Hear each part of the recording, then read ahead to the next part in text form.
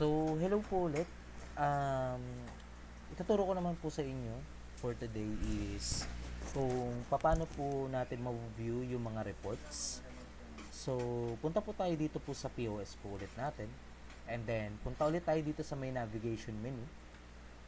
So, meron po tayo dito tinatawag po na reports. So, dito, meron tayong date range.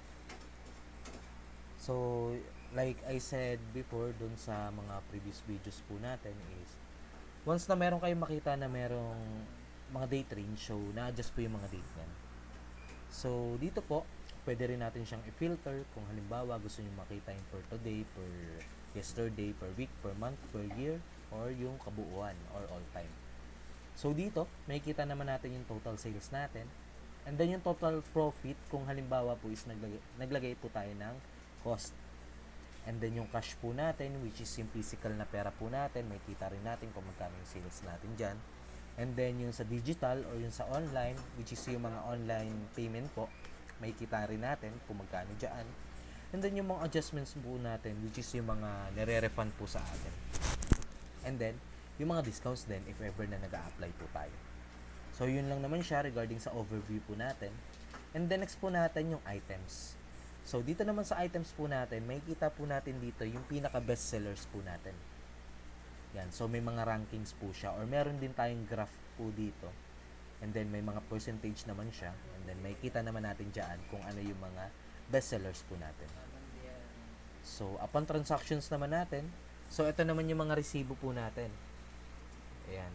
So, mga receipt po siya. So, ito yung mga orders po natin. And then, ganun pa din. As always, meron tayong date range po dyan. And then, pwede natin siyang i-save through PDF or kaya pwede rin natin siyang i-extract through Excel po.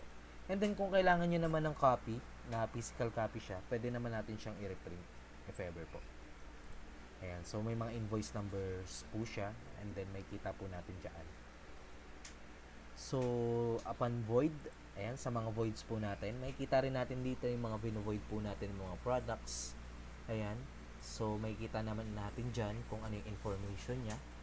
And then, yung product preference po natin. So, same lang din siya dito sa items natin.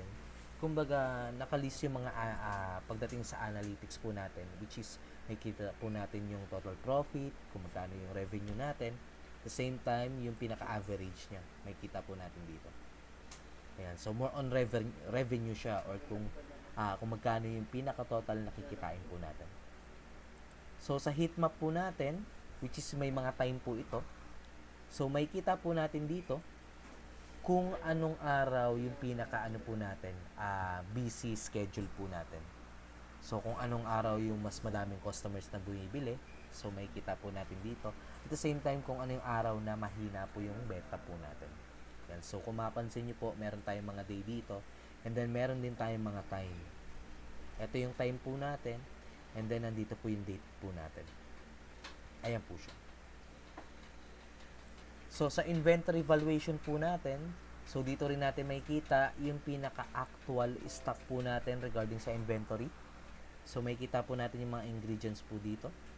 And then, pwede rin natin i-export yung mga yan, yung mga reports through PDF or naka-CSV po.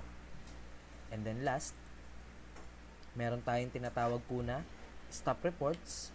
So, dito naman natin makikita yung mga sales record nila every staff po.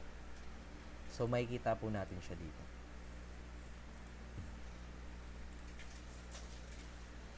Yan. So, lalabas naman po siya dito. So, yun lang naman po siya. So, yun lang naman yung pagdating po sa reports po natin. So, thank you po.